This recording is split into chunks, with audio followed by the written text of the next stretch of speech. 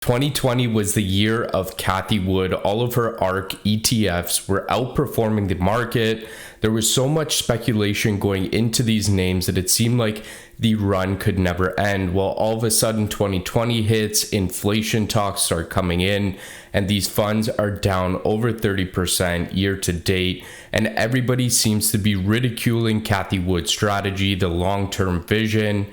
But what I came across was a podcast, and she's actually taking the opposite side of the trade. And that trade right now is the inflation move.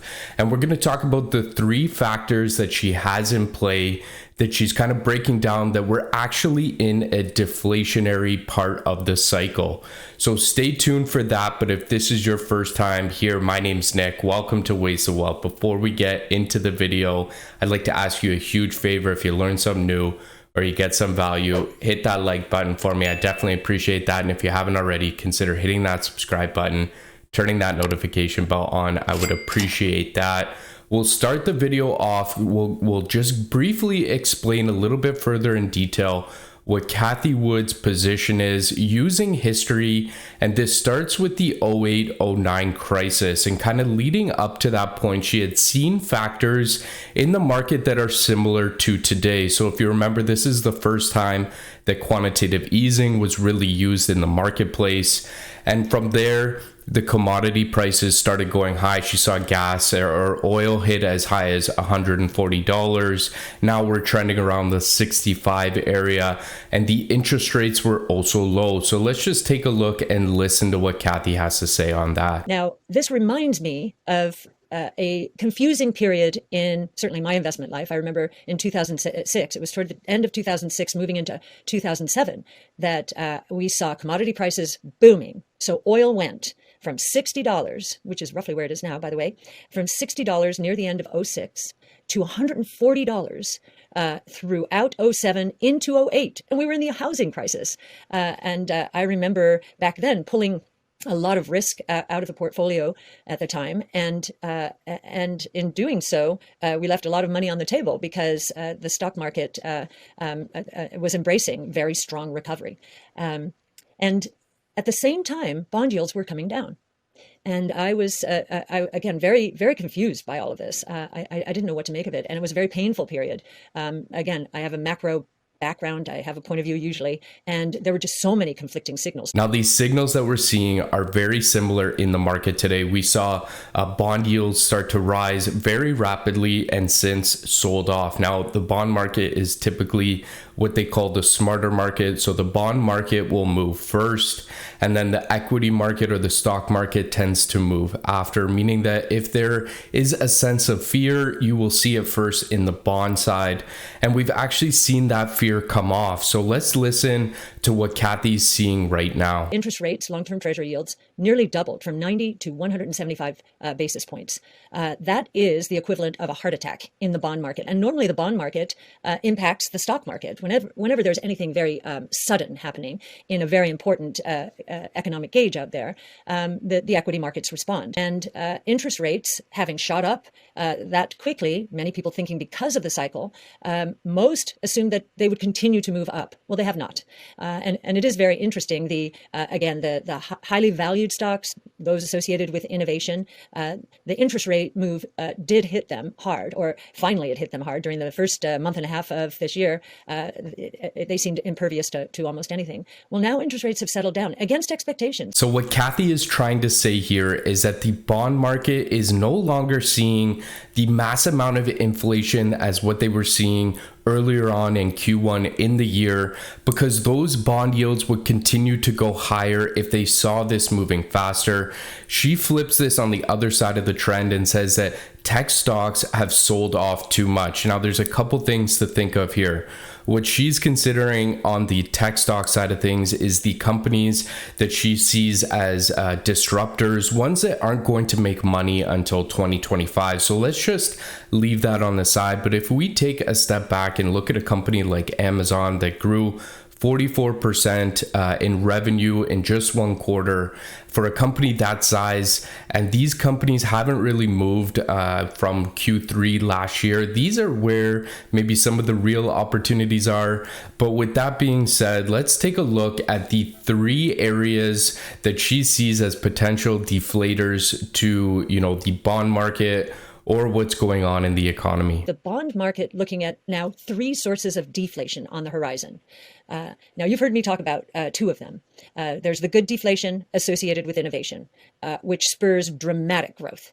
So really good. And to give you a sense of the drama in terms of the deflationary undercurrents, undertows, that innovation is starting to pull on the economy, we use one of the most dramatic in DNA sequencing. Now, healthcare is almost 20% of GDP, and it's never seen deflation except for patent cliffs, and that's a very bad source of deflation. Healthcare, I don't think, has ever seen good deflation until now. So DNA sequencing costs for every cumulative doubling in the number of whole human genome sequenced. And we're in very, very early days now. So we're going to see a lot of cumulative doublings. For every cumulative doubling, costs decline 40%. This is a bit of a shock to analysts who have watched healthcare and know nothing but inflation. Now, I know that technological innovation is something that's been talked about for decades as being a deflationary factor, meaning that the cost will be driven down. But this is something that's very interesting, which he brings up in the power of genomics and the fact that, cancer therapies and so many different other things can be driven down. We saw it this year with BioNTech and Pfizer with the new mRNA and getting the vaccine out so quickly. So although you may not agree in the short term with their strategy, it is interesting to see the other side of the coin. With that being said, let's take a look at what her second one is, where she thinks that half of the companies on the S&P 500 are liable. We think that the ramifications of this good deflation are going to include creative destruction, the disintermediation or disruption of the traditional world order. And we think that roughly 50% of the S&P 500 is at risk of creative destruction, some more, some less, but 50%. And what does this mean? What we think is going to happen here for those companies who spent the last 20 years catering to short-term investors who wanted their profits and wanted them now, companies were leveraging up to buy back shares, pay dividends, and they were not investing enough in innovation. In fact, many didn't take seriously the idea that innovation was a threat. I know when we started ARK in 2014, auto manufacturers, auto analysts thought, this was something for the mid-20s, maybe. And we were looking at the cost declines in battery pack systems, and we were saying, nope, this is happening now. And now we see auto manufacturers scrambling, and we would say they're scrambling for dear life. So we're going to see a lot of that in financial services, energy. So the 2 sectors that have done best this year, we believe, are 2 of the most vulnerable sectors. So Cathie brings up an interesting point here, that the companies that have been around forever wanting to increase shareholder value have been buying back shares, where instead they should have been taking that money and using it for R&D, for research and development, to come up with new products or new revenue streams for the client. She does go on to touch about financials at the end of that clip and how they are most vulnerable. This is kind of along with a lot of the sentiment that she talks about Square. One of the things that she talks about later in that clip, which you can go look at on the ARK website, is the power of the digital wallets. As an example, she talks about China coming to market with, the digital payments and kind of being the leader in the forefront. I know Africa has done the same as well.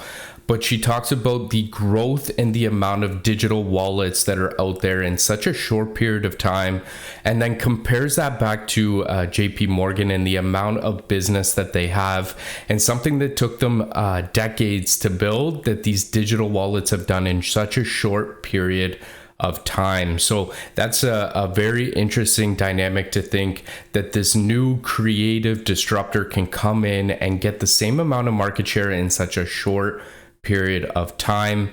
The third and final deflationary factor is one that interests me very much so. So let's take a look at what Cathie has to say about that. The third source of deflation that we believe will take place maybe toward the end of this year, probably more likely next year, is commodity deflation. We believe that there is a lot of double and triple ordering taking place right now, and companies never quite know if it is double or triple ordering. I think supply chain management systems are getting better, so maybe it won't be as bad as it has been historically. But we do think that inventories will build to a level well above demand sometime next year, and that the unwinding of them will cause an unwinding of commodity prices. That said, we want to keep an open mind here. When I see a breakout from a 20-year base, as we've just seen in copper, I pay attention. Now, on oil, we have not. And in fact, $140 was the peak in '08. And every peak since then has been at a lower level. So right now, we're at 60. And I believe the last peak we saw was in the either high 70s, low 80s. So I'd be very surprised if we go above that level. If we do, then we will, score another one for the inflation risks are picking up. The other thing we're watching is the dollar. To see the dollar break down would be somewhat concerning. Now, the dollar is priced against other currencies. So part of that is a function, perhaps, of our monetary policies relative to those elsewhere in the world. Now, there is a lot to unpack there. The supply chain, to start with, is something that we've talked about in videos in the past. And right now, there is global demand happening across the board. Every single country is coming back online after the pandemic at the same time. So it's creating so much demand that these ships are full, that these inventory or purchasing managers may be purchasing so much, may be over ordering, to the fact that Cathie may be right and correct in saying that inventory at the end of the day will outpace demand. So that's definitely something to watch out for. We also saw her talk a little bit about, the oil prices and how they've made, lower highs. They peaked out at 140. It'll be interesting to watch that. She definitely has that as an indicator. Obviously, lumber has 4x. It's been on the downtrend as of late. Iron ore took a big hit this week. Copper is something else to watch for. Obviously, the electric vehicles are causing that metal price to go a little bit higher. That base has been around for 15, 20 years, so that could possibly be extending even further. But let's let Cathie finish off her thoughts on why she's on the deflationary trade. Our thoughts, we do believe deflation is the bigger risk. The reason I like being on that side of the bet is that it seems like everyone is on the other side. And usually, if that is true, then if we're wrong, then inflation has been or is being discounted in the market right now. So we'll be perhaps uniquely wrong. And it's good to be uniquely wrong. If everybody else expects one thing, then it's probably getting priced into the market. But I think these three sources of deflation are going to throw economists off. As I said, I remember feeling very confused in the '06 period. Interest rates were doing this while commodity were going down, while commodity prices were going up. And so it's at these times that if you do take a stand, differentiated from the crowd, for good reason, not just to be contrarian, the payoff can be enormous. And in terms of the recent behavior of value stocks, especially those that we believe are in harm's way, compared to the severe drawdown of innovation-oriented stocks, I like that setup very, very much. I like that setup very much. Are those the final last words for Cathie Wood before the market puts a stake in the ARK funds, or is she onto something here? The three deflationary forces that we heard her talk about, you have the technological innovation, you have the creative destruction, and then you have the commodity deflation that's being caused by over ordering. Will these be actually played in the market? It is interesting to hear that she likes the other side of the trade, and the contrarian side is something that I definitely like and something that I've been thinking of personally. But even if you like Cathie or not, it is always good to hear both sides of the story to kind of figure out what your thoughts are. For me, I think the inflationary trade has definitely run super high. I'm definitely looking at adding to some of these tech names, maybe not the Cathie tech names, but ones like we talked about, like Amazon or Facebook, that are multiplying at such a huge rate when you consider how big the company is already. But I hope you enjoyed the video. I hope I could provide you some value. Hearing what the other side of the coin is talking about, I know the whole market is scared about inflation. Cathie's right. That tends to be typically priced in. But thank you for watching. If you're still here, please hit the like button and please hit that subscribe button. I hope you have a great week on the markets. Happy trading.